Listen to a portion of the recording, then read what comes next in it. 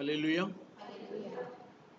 நம்முடைய மீட்பெரும் இரட்சகரும் ஆகிய யாகுஷுவ மசீஹ நாமத்தினாலே உங்கள் அனைவருக்கும் வாழ்த்துதலை சொல்லிக் கொள்ளுகிறேன். ஒரு புதிய பிரதர் வந்திருக்கிறத பார்க்கிறேன். உங்களுடைய ஃப்ரெண்டா? பேர் விஷால். வணக்கம் பிரதர், உங்களை உங்கள் தேவனுடைய நாமத்தினால வரவேற்கிறோம்.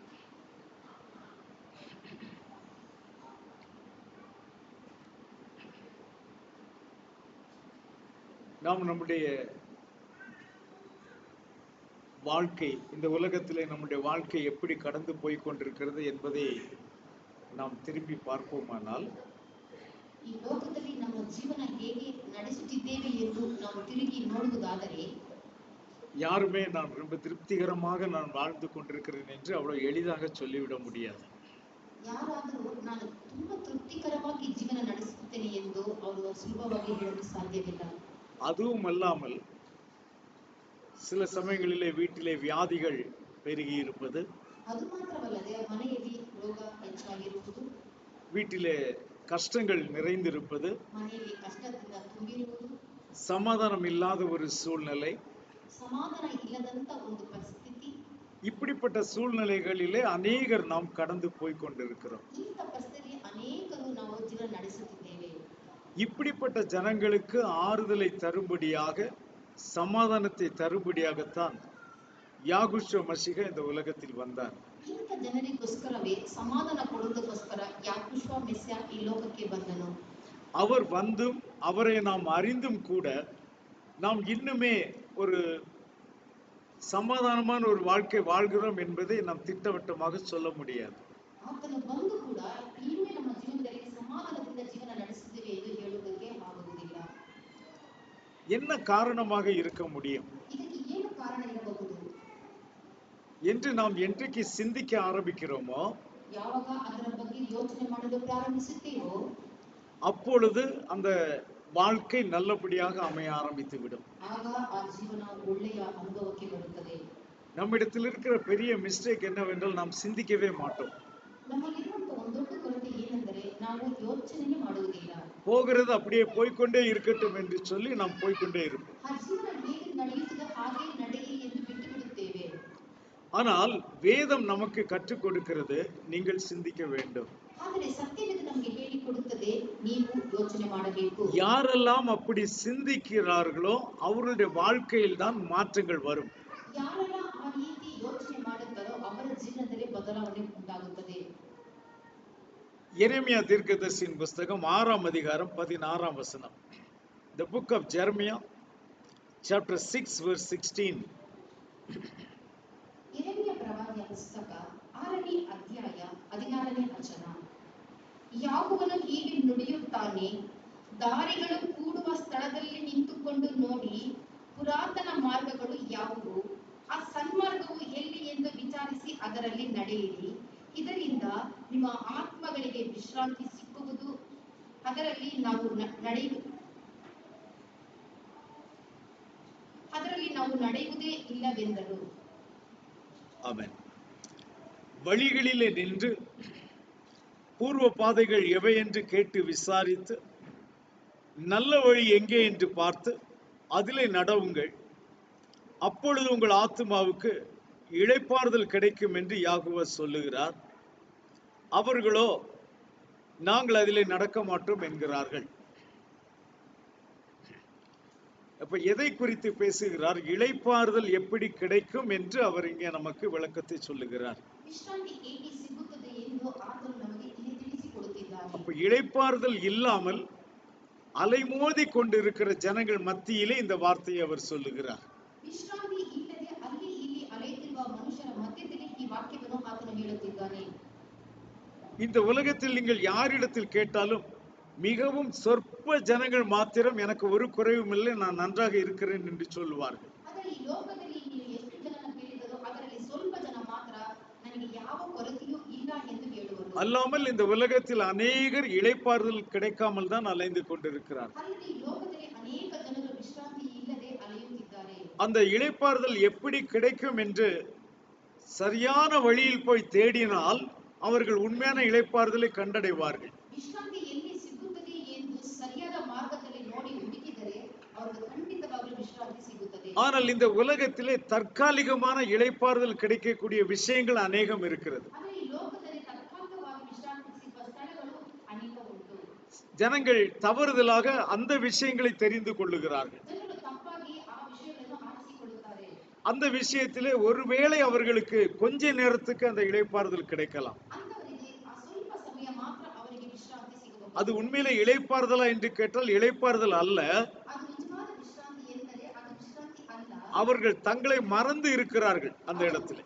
ಆ ಸ್ಥಳದಲ್ಲಿ ತಮ್ಮನ್ನೇ ಅವರು ಮರೆತು ಇರುತ್ತಾರೆ. ஆனால் அந்த விஷயம் முடிந்த பிறகு அவர்களுடைய போராட்டம் இன்னும் அதிகமாக இருக்கும். ಆ ವಿಷಯ ಮುಗಿದ ಮೇಲೆ ಮತ್ತೆ ಅವರ ಹೋರಾಟ ಪ್ರಾರಂಭವಾಗುತ್ತದೆ. உண்மையாக இளைப்பாறுதல் இல்லாத ஜனங்களுக்கு தேவன் சொல்லக்கூடிய முதல் வார்த்தை என்ன தெரியுமா? ವಿಶ್ರಾಂತಿ ಇಲ್ಲದಿರುವ ಜನರಿಗೆ ದೇವರು ಕೊಡುವಂತ ಮೊದಲನೇ ವಾಕ್ಯ ಏನು? அல்லது இளைப்பாறுதல் இல்லாத ஜனங்கள் அங்குமிங்கும் ஓடிக்கொண்டு இருக்கிற ஜனங்களை பார்த்து அவர் என்ன சொல்லுகிறார்? ವಿಶ್ರಾಂತಿ ಇಲ್ಲದ ಅಲ್ಲಿ ಇಲ್ಲಿ ಅಲೆಯುತ್ತಿರುವ ಜನರನ್ನು ನೋಡಿ ಆತನು ಏನು ಹೇಳುತ್ತಿದ್ದಾನೆ? நீ முதலாவது நில். ಮೊದಲನೇದಾಗಿ ನಿಂತುಕೋ. ஆமா, முதலாவது நீ என்ன செய்ய வேண்டும்? நிற்க வேண்டும். ஓட்டத்தை நிறுத்த வேண்டும். ನೀನು ಓಡುವುದನ್ನು ನಿಲ್ಲಿಸಿ ಮೊದಲನೇದಾಗಿ ನೀನು ಅಲ್ಲಿ ನಿಂತುಕೋ. அது வரைக்கும் மனிதனுக்கு வேற வழிகள் தெரியவே தெரியாது. ಅಲ್ಲಿಯ ತನಕ ಮನುಷ್ಯನಿಗೆ ಬೇರೆ ಮಾರ್ಗವೇ ಗೊತ್ತಿರುವುದಿಲ್ಲ. இந்த வழியில் போனால் சரியாகுமா, அந்த வழியில் போனால் சரியாகுமா என்று மனிதன் அலைமோதி கொண்டு அலைவான். ಈ ಮಾರ್ಗವಾಗಿ ಹೋದರೆ ಸರಿ ಹೋಗುತ್ತದೆ, ಆ ಮಾರ್ಗವಾಗಿ ಹೋದರೆ ಸರಿ ಹೋಗುತ್ತದೆ. ಮನುಷ್ಯರು ಅಲ್ಲಿ ಇಲ್ಲಿ ಅಲೆಯುತ್ತಿರುತ್ತಾರೆ. அப்ப தேவன் அப்படிப்பட்ட ஜனங்களுக்கு சொல்லுகிற செய்தி என்னவென்றால், முதலாவது நில். ಅಂತ ಜನರಿಗೆ ದೇವರು ಕೊಡುವಂತ ಸಂದೇಶ ಏನೆಂದರೆ ಮೊದಲನೇದಾಗಿ ನೀನು ನಿಲ್ಲು. நின்று நீ என்ன செய்ய வேண்டும்?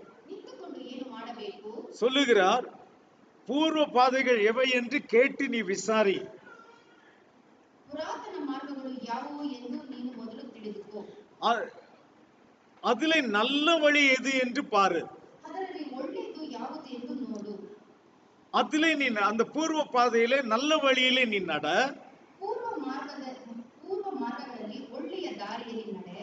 அப்பொழுது உன் ஆத்மாவுக்கு இளைப்பாறுதல் கிடைக்கும். ಆಗ ನಿಮ್ಮ ಆತ್ಮಗಳಿಗೆ ವಿಶ್ರಾಂತಿ ಸಿಗುತ್ತದೆ. நீ அங்கு இங்கு ஓடி தேடிக் கொண்டிருக்கிறதான அந்த இளைப்பாறுதல், அந்த மன சமாதானம், நீ இந்த வழியில் போனால் உனக்கு கிடைக்கும். ನೀನು ಅಲ್ಲಿ ಇಲ್ಲಿ ಓಡಿ ಹುಡುಕಿಕೊಂಡು ಅಲೆಯುತ್ತಿರುವ ಸಮಾಧಾನ ಈ ಮಾರ್ಗದಲ್ಲಿ ಬಂದರೆ ನಿನಗೆ ಸಿಗುತ್ತದೆ. அதை இன்னும் தெளிவாக சில இடங்களில் அவர் சொல்லிக் கொடுக்கிறார். ಆತನು ತುಂಬಾ ಚೆನ್ನಾಗಿ ಇನ್ನೂ ಕೆಲ ಸ್ಥಳಗಳಲ್ಲಿ ಆತನು ಹೇಳಿಕೊಡುತ್ತಾನೆ. புலம்பல் புஸ்தகம், The Book of Lamentation, 3ஆம் அதிகாரம் 40ஆம் வசனம். புலம்பல் புஸ்தகம் 3ஆம் அதிகாரம் 40ஆம் வசனம். ಪ್ರಲಾಪಗಳ ಪುಸ್ತಕ 3ನೇ ಅಧ್ಯಾಯ 40ನೇ ವಚನ. ನಮ್ಮ ನಡತೆಯನ್ನು ಶೋಧಿಸಿ ಪರೀಕ್ಷಿಸಿ ಯಾಕೋಬನ ಕಡೆಗೆ ತಿರುಗಿಕೊಳ್ಳೋಣ. நாம் நம்முடைய வழிகளை சோதித்து ஆராய்ந்து யாகுவாவிடத்தில் திரும்ப கடவோம். அல்லேலூயா. ஆமா, உங்களுக்கு உண்மையான ஒரு இளைப்பாறுதல் வேண்டும், நம்முடைய பிரச்சனைகள் எல்லாவற்றிலிருந்து நமக்கு ஒரு விடுதலை வேண்டும் என்றால், அந்த இடத்தில் நாம் பார்த்தோம், முதலாவது நில்லு, ஓட்டத்தை என்ன செய்ய, நிறுத்து என்று பார்த்தோம். ನಮಗೆ ಸಮಾಧಾನ ಬೇಕಾದರೆ, ವಿಶ್ರಾಂತಿ ಬೇಕಾದರೆ ಮೊದಲನೇದಾಗಿ ನೋಡಿದ್ದೇವೆ, ಆ ಸ್ಥಳದಲ್ಲಿ ನೀನು ನಿಲ್ಲು. இங்கே அவர் நமக்கு என்ன சொல்லிக் கொடுக்கிறார்? ಇಲ್ಲಿ ಆತ ನಮಗೆ ಏನನ್ನು ಹೇಳಿಕೊಡುತ್ತಾನೆ? நாம் நம்முடைய வழிகளை சோதித்து பார்ப்போம். ನಾವು ನಮ್ಮ ನಡತೆಯನ್ನು ಶೋಧಿಸಿ ನೋಡೋಣ. நாம் இதுவரைக்கும் நடந்து வந்த வழிகளை சோதித்து பார்க்கலாம். ಇಲ್ಲಿಯ ತನಕ ನಾವು ನಡೆದುಕೊಂಡ ಮಾರ್ಗವನ್ನು ಶೋಧಿಸಿ ನೋಡೋಣ. எந்த மனிதன் தான் கடந்து வந்த பாதைகளை நின்று சோதித்து பார்க்கிறானோ, ಯಾವ ಮನುಷ್ಯನು ತಾನು ನಡೆದು ಬಂದ ಮಾರ್ಗವನ್ನು ಶೋಧಿಸಿ ನೋಡಿಕೊಳ್ಳುತ್ತಾನೋ, அப்பொழுது அவனுக்கு தெரியும் நாம் எந்த இடத்திலே தவறினோம், ಆಗ ಆ ಮನುಷ್ಯನಿಗೆ ಗೊತ್ತಾಗುತ್ತದೆ ನಾನು ಎಲ್ಲಿ ಜಾರಿ ಬಿದ್ದೇನೆ. எங்கே நான் வலது பக்கம் திரும்ப வேண்டிய இடத்திலே நான் திரும்பாமல் இடது பக்கம் திரும்பினோனோ, ನಾನು ಯಾವಾಗ ಎಡಭಾಗಕ್ಕೆ ತಿರುಗಬೇಕಾದ್ರೆ ತಿರುಗದೆ ನಾನು ಬಲಗಡೆ ತಿರುಗಿಕೊಂಡೆ, அது என் வாழ்க்கையை நாசமாக்கி விட்டது. ಅದು ನನ್ನ ಜೀವನವೇ ನಾಶನಕ್ಕೆ ಕರೆದುಕೊಂಡು நான் அந்த நாளில் மட்டும் சரியாக வலது பக்கத்தில் திரும்பி இருப்பேன், ஆனால் ನಾನು ಆ ಕಾಲದಲ್ಲಿ ಸರಿಯಾಗಿ ನಾನು ಬಲಗಡೆ ತಿರುಗಿಕೊಂಡಿದ್ದರೆ என் வாழ்க்கை வேறு விதமாக போயிருந்திருக்கும். ನನ್ನ ಜೀವನ ಬೇರೆ ದಾರಿಯಾಗಿರುತ್ತಿತ್ತು. வீடுகளிலே இது நடக்கும். ಇದು ಮನೆಗಳಲ್ಲೂ ನಡೆಯುತ್ತದೆ. தகப்பனார் தன் பிள்ளைகளுக்கு ஆலோசனை சொல்லுவார். ತಂದೆಯು ತನ್ನ ಮಕ್ಕಳಿಗೆ ಆಲೋಚನೆ ನೀಡುತ್ತಾನೆ. அந்த நாளிலே நாம் நம்மை புத்திமான் என்று நினைத்துக் கொண்டு தகப்பனுடைய ஆலோசனையை நான் கேட்பதில்லை. ಆ ದಿನಗಳಲ್ಲಿ ನನಗೆ ತುಂಬಾ ಬುದ್ಧಿವಂತಿ ಇದೆ ಎಂಬುದಾಗಿ ತಂದೆಯ ಆಲೋಚನೆ ನಾವು ಕೇಳುವುದಿಲ್ಲ. நம் சொந்த வழியிலே போய் கொஞ்ச நாள் எல்லாம் கஷ்டப்பட்டு நஷ்டப்பட்டு ஒன்றுமில்லாமல் நிற்கும் பொழுது ನಾವು ಸ್ವಲ್ಪ ಸಮಯ ನಾವು ಆ ಮಾರ್ಗದಲ್ಲಿ ಹೋಗಿ ಕಷ್ಟ ನಷ್ಟ ಪಡೆದುಕೊಂಡು ಮತ್ತೆ ಹಿಂತಿರುಗಿ ಬಂದಾಗ அப்பொழுது நாம் யோசிக்க ஆரம்பிப்போம். ಆಗ ನಾವು ಯೋಚನೆ ಮಾಡಲು ಪ್ರಾರಂಭಿಸುತ್ತೇವೆ. அன்றைக்கு என் அப்பா சொன்ன அந்த ஆலோசனையை நான் கேட்டிருந்தால் இன்றைக்கு நான் நன்றாக இருந்திருப்பேன். ಆ ದಿನ ನನ್ನ ತಂದೆ ಹೇಳಿದ ಆಲೋಚನೆಯನ್ನು ಕೇಳಿದ್ದರೆ ಈ ದಿನ ನಾನು ಚೆನ್ನಾಗಿ ಇರುತ್ತಿದ್ದೆ. இன்றைக்கு நான் இப்படி இருக்கிறேனே. ಈಗ ನಾನು ಇಂಥ ಪರಿಸ್ಥಿತಿಯಲ್ಲಿ ಇದ್ದೇನಲ್ಲ. அப்ப நின்று எந்த மனிதன் யோசிக்கிறானோ, ನಿಂತು ಯಾವ ಮನುಷ್ಯನು ಯೋಚನೆ ಮಾಡುತ್ತಾನೋ அவனுடைய வாழ்க்கை அந்த நாளிலிருந்தே மாற ஆரம்பித்து விடும். ಆ ಕ್ಷಣದಿಂದಲೇ ಆ ಮನುಷ್ಯನ ಜೀವ ಬದಲಾವಣೆ ಆಗುತ್ತದೆ. இது நம் வாழ்க்கையில் ஒவ்வொருவருடைய அனுபவமா இருக்கும். ಇದು ನಮ್ಮ ಪ್ರತಿಯೊಬ್ಬರ ಜೀವನದಲ್ಲಿ ಅನುಭವವಾಗಿರುತ್ತದೆ. இப்பவே நமக்கு திரும்பவும் சிறிய வயசுக்கு போவதற்கு நமக்கு வாய்ப்பு இருந்தால், ಈಗಲೂ ನಮ್ಮ ಯೌವನ ಕಾಲಕ್ಕೆ ಹೋಗಲು ನಮಗೆ ಅವಕಾಶ ಇದ್ದರೆ, இப்ப நம்ம அநேக விஷயங்களை சொல்லுவோம். நான் அந்த கோர்ஸ் எடுத்து படித்திருந்தால் நன்றாக இருந்திருப்பேன்.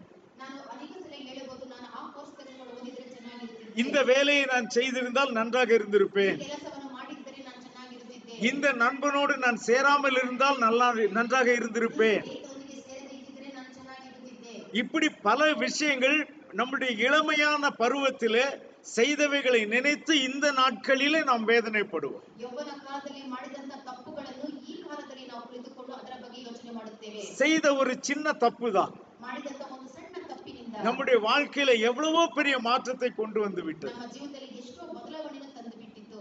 என்னுடைய வாழ்க்கையிலே அப்படி ஒரு சம்பவம் நடந்தது. ನನ್ನ ಜೀವನದಲ್ಲಿ ಅದೇ ರೀತಿ ಒಂದು ಸಂಭವ ನಡೆಯಿತು. என்னுடைய வாலிப வயதிலே ನನ್ನ ಯೌವನ ಕಾಲದಲ್ಲಿ ஆவிக்குரிய பிள்ளைகள் சொன்ன ஆலோசனையை நான் கேட்டேன். ಆತ್ಮಿಕವಾದ ಮಕ್ಕಳ ಆಲೋಚನೆ ನಾನು ಕೇಳಿದೆ.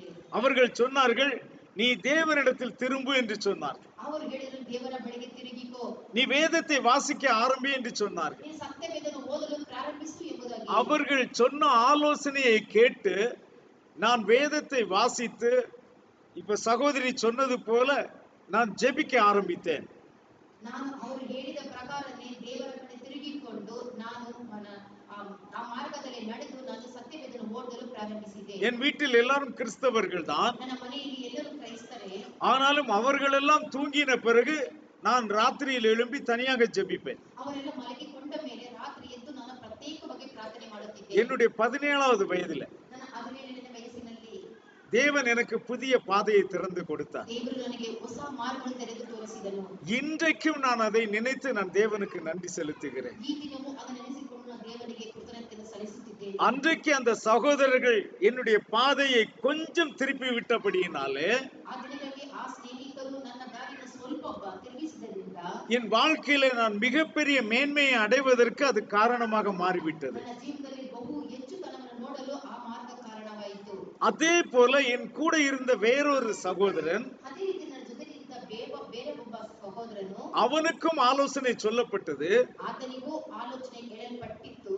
ஆனால் அவன் அதை கேட்கவில்லை. ಆದರೆ ಅದನ್ನು ಅವನು ಕೇಳಲಿಲ್ಲ. அவன் துன்மார்க்கமான வழியில் போய்விட்டான். ಅವನು ದುಷ್ಟರ ಮಾರ್ಗವನ್ನು ಹಿಡಿದನು. சூழ்நிலை எப்படி மாறினது என்று பாருங்கள். ಪರಿಸ್ಥಿತಿ ಹೇಗೆ ಬದಲಾವಣೆ ಆಯಿತು ಎಂಬುದಾಗಿ ನೋಡಿರಿ. தேவன் என்னை ஒரு நல்ல மேன்மையான நிலையில வைத்திருக்கும் பொழுது ದೇವರು ನನ್ನ ಒಳ್ಳೆಯ ಪರಿಸ್ಥಿತಿಯಲ್ಲಿ ಆತನು ಇಡುವಾಗ நான் என்னுடைய சகோதரன் வேலை செய்கிறதான ஒரு கல்லூரி ஹாஸ்டல்ல நான் சாப்பிட போயிருந்தேன். ಸಹೋದರನ ಕೆಲಸ ಮಾಡುವ ಒಂದು ಶಾಲೆಯಲ್ಲಿ ನಾನು ಊಟ ಮಾಡಲು ಹೋದೆ. அங்கே நான் உட்கார்ந்து இருக்கிற டேபிளை துடைத்து எனக்கு ஆகாரம் பரிமாறின ஒரு பையனை பார்த்தேன். ಅಲ್ಲಿ ನನ್ನ ಮೇಜನ್ನು ಒರೆಸಿ ನನಗೆ ಆಹಾರವನ್ನು ಅಲ್ಲಿ ಬಡಿಸಿದಂತ ಒಬ್ಬ ಸಹೋದರನನ್ನು ನೋಡಿದೆ. அப்ப என் தம்பியை கூப்பிட்டு நான் கேட்கிறேன், இது இன்னார் அல்லவா என்று நான் தம்பியிடத்தில் கேட்கிறேன். ಆಗ ನನ್ನ ಸಹೋದರನು ಕರೆದು ಕೇಳಿದೆ, ಈ ಹುಡುಗ ಅವನಲ್ಲವೇ ಎಂಬುದಾಗಿ. என் தம்பி சொன்னான், ஆமா அவன் தான் இது என்று சொன்னான். ನಮ್ಮ ತಮ್ಮ ಹೇಳಿದನು, ಹೌದು ಆತನೇ ಇವನು ಎಂಬುದಾಗಿ. என்னோடு படித்த பையன். ನನ್ನೊಂದಿಗೆ ಓದಿದಂತ ಹುಡುಗ. இப்பொழுது நான் சாப்பிடுகிற அந்த டேபிளை துடைத்து எனக்கு சாப்பாடு பரிமாறுகிற வேலையை அவன் செய்து கொண்டிருக்கிறான். ಈಗ ನಾನು ಊಟ ಮಾಡುವ ಟೇಬಲ್ ಅನ್ನು ಒರೆಸಿ ನನಗೆ ಊಟವನ್ನು ಆತನು ಬಡಿಸುವವನಾಗಿದ್ದಾನೆ. படிக்கிற நாட்களில் என்னை விட நன்றாக படிப்பான். ಓದುವ ಕಾಲದಲ್ಲಿ ಆತನು ನನಗಿಂತ ಚೆನ್ನಾಗಿ ಓದುತ್ತಿದ್ದನು. அப்ப என் தம்பியிடத்துல சொன்னேன், இவன் எப்படி அந்த நிலைமைக்கு வந்தான் என்று கேட்கிறேன். ಆಗ ನನ್ನ ತಮ್ಮನ ಬಳಿಗೆ ಕೇಳಿದೆ, ಏನು ಇವನು ಇಂಥ ಪರಿಸ್ಥಿತಿಗೆ ಬಂದಿದ್ದಾನೆ ಎಂಬುದಾಗಿ. என் சகோதரன் சொல்றான், நீ இன்று ஒரு நாள் பார்த்து வேதனைப்படுகிறாய், நான் அவனை தினமும் பார்க்கிறேன், எனக்கு கீழே அவன் வேலை பார்க்கிறான் என்று சொன்னான். ನಾನು ತಮ್ಮ ಹೇಳಿದನು ಈ ಒಂದು ದಿನ ನೋಡಿ ನೀನು ಪಶ್ಚಾತ್ತಾಪ ಪಡ್ತೀಯ ಆದರೆ ನಾನು ಪ್ರತಿದಿನ ನೋಡುತ್ತೇನೆ ಅವರು ನನ್ನ ಕೈ ಕೆಳಗೆ ಕೆಲಸ எங்க ரெண்டு பேருக்கு இடையில அவ்வளவு வித்தியாசம். இப்போ ನಮ್ಮ ಇಬ್ಬರ ನಡುವೆ ಅಷ್ಟು ದೊಡ್ಡ ವ್ಯತ್ಯಾಸವಿದೆ. காரணம் ஒன்றே ஒன்றுதான். ಕಾರಣ ಒಂದೇ. நாங்கள் ரெண்டு பேரும் தெரிந்து கொண்ட வழிதான் காரணம். ನಾವಿಬ್ಬರು ಆರಿಸಿಕೊಂಡ ಮಾರ್ಗವೇ ಕಾರಣವಾಗಿದೆ. நான் அந்த வாலிப வயதிலே தேவனை தெரிந்து கொண்டேன். ನಾನು ಆ ಯೌವನ ಕಾಲದಲ್ಲಿ ದೇವರನ್ನು ನಾನು ಹುಡುಕಿದೆ. அவனும் கிறிஸ்தவன் தான். ಆತನು ಕ್ರಿಸ್ತನಾಗಿದ್ದನು. ஆனால் அவன் துன்மார்க்க வழியை தெரிந்து கொண்டான். ಅವನು ದುಷ್ಟರ ಮಾರ್ಗವನ್ನು ಹಿಡಿದನು. அப்ப என் கண்களுக்கு முன்பாக தேவன் அதனுடைய பலனை காட்டுகிறார். ನನ್ನ ಕಣ್ಣುಗಳ ಮುಂದೆ ದೇವರು ಅದರ ಪ್ರತಿಫಲವನ್ನು ತೋರಿಸುತ್ತಾನೆ. அப்ப நாம் எதை தெரிந்து கொள்ளுகிறோம் என்பதிலே இருக்கிறது விஷயம். ನಾವು ಯಾವುದನ್ನು ಆರಿಸಿಕೊಳ್ಳುತ್ತೇವೋ ಅದರಲ್ಲಿ ವಿಷಯ ಅಡಗಿದೆ. அதற்கு நாம் செய்ய வேண்டிய காரியம் என்ன? ಅದಕ್ಕೋಸ್ಕರ ನಾವು ಮಾಡಬೇಕಾದ ಕಾರ್ಯವಾದರೂ ಏನು? எந்த சூழ்நிலையிலுமே ಎಂಥ ಪರಿಸ್ಥಿತಿಯಲ್ಲಿಯೂ நாம் நின்று யோசிக்க வேண்டும். ನಾವು ನಿಂತು ಯೋಚನೆ ಮಾಡಬೇಕು. அந்த நின்று யோசிப்பதை குறித்து கூட சங்கீதக்காரன் எப்படி யோசிக்க வேண்டும், எந்த இடத்தில் யோசிக்க வேண்டும் என்று சொல்லிக் கொடுக்கிறார். ಆ ನಿಂತು ಯೋಚನೆ ಮಾಡುವುದನ್ನು ಕೀರ್ತನೆಗಾರನು ಎಲ್ಲಿ ಯಾವ ಸಮಯದಲ್ಲಿ ಎಂಬುದಾಗಿ ಆತನು ಹೇಳಿದ್ದಾನೆ. இதே போல ஒரு சங்கீதக்காரனுக்கு சோதனை வந்தது. ಇದೇ ಈ ಕೀರ್ತನೆಗಾರನಿಗೆ ಒಂದು ಶೋಧನೆ ಬಂತು. அவர் என்ன நினைத்தார்? நான் தேவனுடைய மனிதனாய் இருக்கிறேன், ಅದೇ ರೀತಿ ಆತನ ನೆನೆಸಲು ನಾನು ದೇವರ ಮನುಷ್ಯನಾಗಿದ್ದೇನೆ, அநேகருக்கு ஆலோசனை புத்திகள் சொல்லுகிறவனாய் இருக்கிறேன், ಅನೇಕರಿಗೆ ಆಲೋಚನೆ ಬುದ್ಧಿಯನ್ನು ಹೇಳುವವನಾಗಿದ್ದೇನೆ, ஆனால் என்னுடைய வாழ்க்கையிலே ஒரு முன்னேற்றமும் இல்லையே. ಆದರೂ ನನ್ನ ಜೀವಿತದಲ್ಲಿ ಯಾವ ಬದಲಾವಣೆಯೂ ಇಲ್ಲವಲ್ಲ.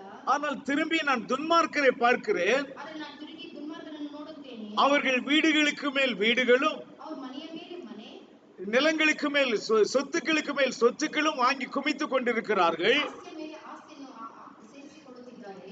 அவர்கள் நினைப்பதெல்லாம் நடக்கிறது. ಅವರು ನೆನೆಸುವುದೆಲ್ಲ ನಡೆಯುತ್ತದೆ. ஏன் இப்படி நடக்கிறது ಏಕೆ ಹೀಗೆ ನಡೆಯುತ್ತದೆ என்று அவர் யோசித்து பார்த்தார். ಎಂಬುದಾಗಿ ಆತನೇ ಯೋಚನೆ ಮಾಡಿ ನೋಡಿದನು. அந்த யோசித்து பார்த்த அந்த நிமிஷத்திலே ಆ ರೀತಿ ಯೋಚನೆ ಮಾಡಿದ ಆ ಕ್ಷಣದಲ್ಲಿ இவருடைய வாழ்க்கை மாறினது. ಈತನ ಜೀವನ ಬದಲಾವಣೆಯಾಯಿತು. எந்த இடத்தில் யோசித்தார் என்று பாருங்கள். ಯಾವ ಸ್ಥಳದಲ್ಲಿ ಯೋಚನೆ ಮಾಡಿದ ಎಂಬುದಾಗಿ ನೋಡಿರಿ. சங்கீதம் 73, Psalm 73.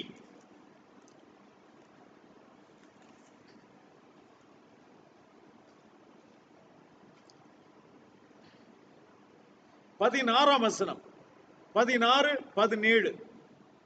23ನೇ ಕೀರ್ತನೆ 16, 17 ವಚನಗಳು. ನಾನು ಇದನ್ನು ಗ್ರಹಿಸಿಕೊಳ್ಳಬೇಕೆಂದು ಎಷ್ಟೋ ಚಿಂತಿಸಿದರೂ ಅದು ಒಂದು ಕಷ್ಟಕರವಾದ ಮರ್ಮವೆಂದು ತೋಚಿತ್ತು. ಆದರೆ ದೇವಾಲಯಕ್ಕೆ ಹೋಗಿ ಅವರ ಅಂತ್ಯವಸ್ಥೆಯನ್ನು ಆಲೋಚಿಸಿದಾಗ ನನಗೆ ಗೊತ್ತಾಯಿತು. இதை அறியும்படிக்கு யோசித்து பார்த்தேன். நான் தேவனுடைய பரிசுத்த ஸ்தலத்திற்குள் பிரவேசித்து அவர்கள் முடிவை கவனித்து உணரும் அளவும் அது என் பார்வைக்கு விசனமாய் இருந்தது. இங்கேயும் இவர் என்ன செய்கிறார் பாருங்கள், யோசித்து பார்க்கிறார். ಇಲ್ಲಿಯೂ ಆತನು ಯೋಚನೆ ಮಾಡಿ ನೋಡುತ್ತಾನೆ. அல்லேலூயா. Hallelujah. சோ எந்த சூழ்நிலையிலும் ஒரு மனிதன் நின்று யோசித்து பார்ப்பானால் ಎಂಥ ಪರಿಸ್ಥಿತಿಯು ಮನುಷ್ಯನು ನಿಂತು ಯೋಚನೆ ಮಾಡಿ ನೋಡುವುದಾದರೆ அந்த நாளிலிருந்து தேவன் அவனுக்கு நிச்சயமான ஒரு வழியை காண்பிப்பார். ಆ ದಿನ ಮೊದಲುಗೊಂಡು ದೇವರು ಖಂಡಿತವಾಗಲೂ ಒಂದು ಒಳ್ಳೆಯ ಮಾರ್ಗವನ್ನು ಆತನ ತೋರಿಸುತ್ತಾನೆ. இவர் யோசித்து பார்க்கிறார். ಇದನ್ನು ಯೋಚನೆ ಮಾಡಿ ನೋಡುತ್ತಾನೆ. யோசித்து பார்த்து உடனே என்ன செய்கிறார்? ಯೋಚನೆ ಮಾಡಿದ ತಕ್ಷಣ ಆತನು ಏನನ್ನು ಮಾಡುತ್ತಾನೆ? நான் இந்த உலகத்தில் பல இடத்தில் போய் யோசித்து பார்த்தால் எனக்கு ஒரு பிரயோஜனமும் இருக்காது. ಈ ಲೋಕದಲ್ಲಿ ಅನೇಕ ಕಡೆ ಹೋಗಿ ನಾನು ನಿಂತು ಯೋಚನೆ ಮಾಡಿದರೆ ನನಗೆ ಯಾವ ಪ್ರಯೋಜನವೂ ಇಲ್ಲ. இந்த உலகத்தில் ஞானிகளிடத்தில் போய் நான் யோசித்து பார்ப்பேனானால் எனக்கு பிரயோஜனம் இருக்காது.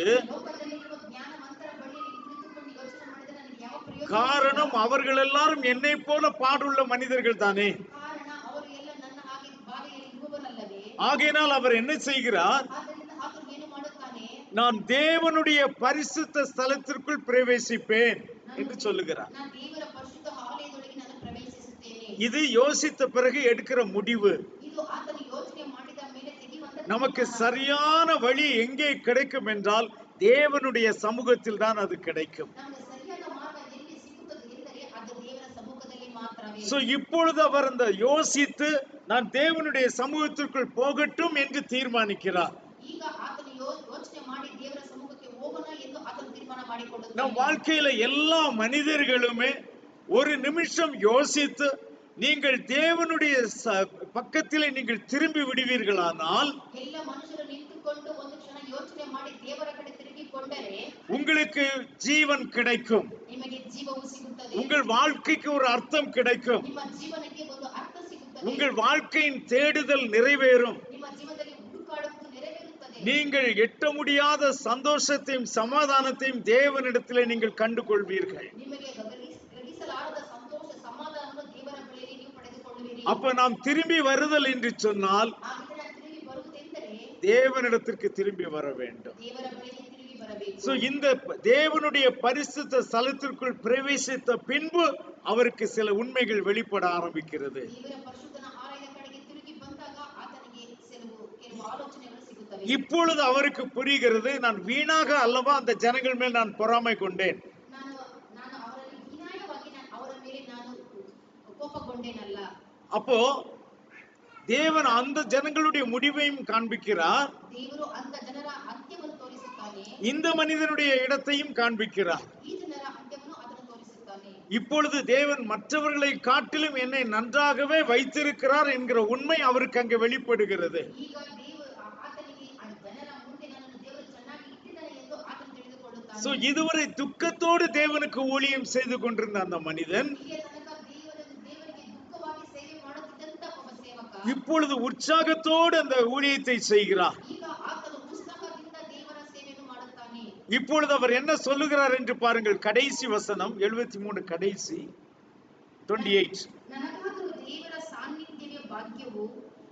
ಕರ್ತನೇ ಯಾಕೋಬನೇ, ನಾನು ನಿನ್ನನ್ನು ಆಶ್ರಯಿಸಿಕೊಂಡವನಾಗಿ ನಿನ್ನ ಮಹತ್ ಕಾರ್ಯಗಳನ್ನು ಪ್ರಕಟಿಸುವೆನು.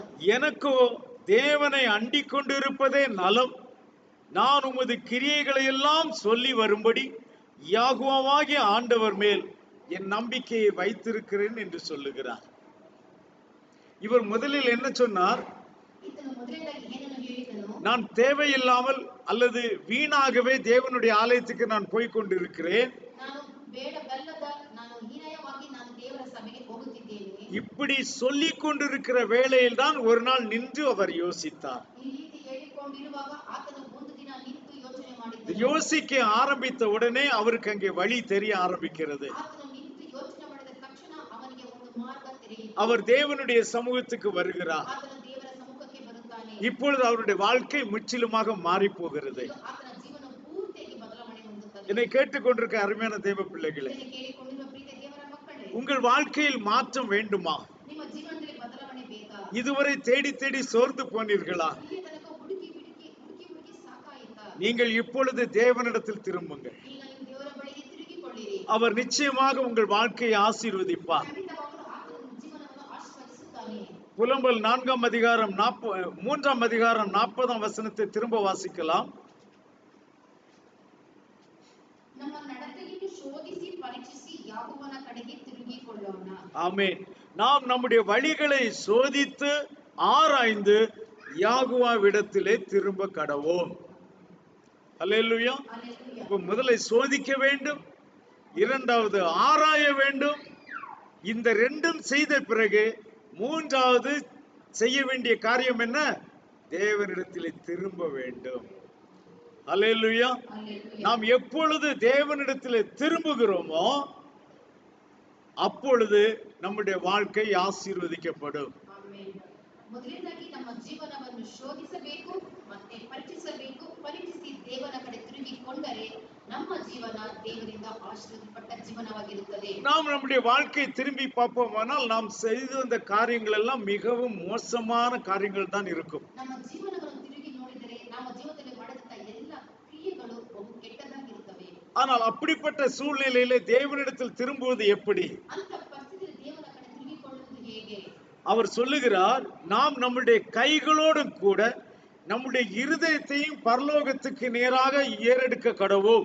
ಪರಲೋಕದಲ್ಲಿರುವ ದೇವರ ಕಡೆಗೆ ನಮ್ಮ ಕೈಗಳೊಡನೆ ಮನಸ್ಸನ್ನು ಎತ್ತಿಕೊಳ್ಳುವ. நான் செய்ததெல்லாம் பாவம், ನಾವು ಮಾಡುವುದೆಲ್ಲವೂ ಪಾಪವೇ. அறிந்தும் செய்திருக்கிறேன், அறியாமலும் செய்திருக்கிறேன். ನಾನು ತಿಳಿದು ಮಾಡಿದ್ದೇನೆ, ತಿಳಿಯದೂ ಮಾಡಿದ್ದೇನೆ. என்னை மன்னியும், ನನ್ನನ್ನು ಕ್ಷಮಿಸು. என்னுடைய இருதயத்தை நான் உம்மிடத்திலே ஏறெடுக்கிறேன். ನನ್ನ ಮನಸ್ಸನ್ನು ನಾನು ನಿನ್ನಲ್ಲಿ ಎತ್ತಿಕೊಳ್ಳುತ್ತೇನೆ. அந்த இருதயத்தை நீர் புதிதாக்கி மீண்டும் தாரும். ನನ್ನ ಮನಸ್ಸನ್ನು ನೂತನಪಡಿಸಿಕೊಡು. அதை சுத்தப்படுத்தி நீர் எனக்கு தாரும் ಅದನ್ನು ನೀನು ಪರಿಶುದ್ಧಪಡಿಸಿ ನನಗೆ ಕೊಡು என்ற வண்ணமாக நாம் அவரிடத்திலே ஏறெடுப்போமானால் ಎಂಬುದಾಗಿ ನಾವು ಆತನ ಮುಂದೆ ನಾವು இருதயத்தை சுத்திகரிக்க அவரால் மட்டும்தான் முடியும். ನಮ್ಮ ಹೃದಯವನ್ನು ಶುದ್ಧೀಕರಿಸಲು ಆತನಿಂದ ಮಾತ್ರವೇ ಸಾಧ್ಯ. இந்த உலகத்தில் உள்ள எந்த உபதேசமும் அவ்வளவு எளிதாக நம்முடைய இருதயத்தை சுத்தப்படுத்தாது. ಈ ಲೋಕದಲ್ಲಿ ಎಂತ ಉಪದೇಶವಿದ್ದರೂ ಅದು ಮನುಷ್ಯರ ಹೃದಯವನ್ನು ಶುದ್ಧೀಕರಿಸಲು ಸಾಧ್ಯವಿಲ್ಲ. அவருடைய ரத்தம் மாத்திரமே நம்முடைய இருதயத்தை சுத்திகரிக்க வல்லது. ಆತನ ರಕ್ತ ಮಾತ್ರ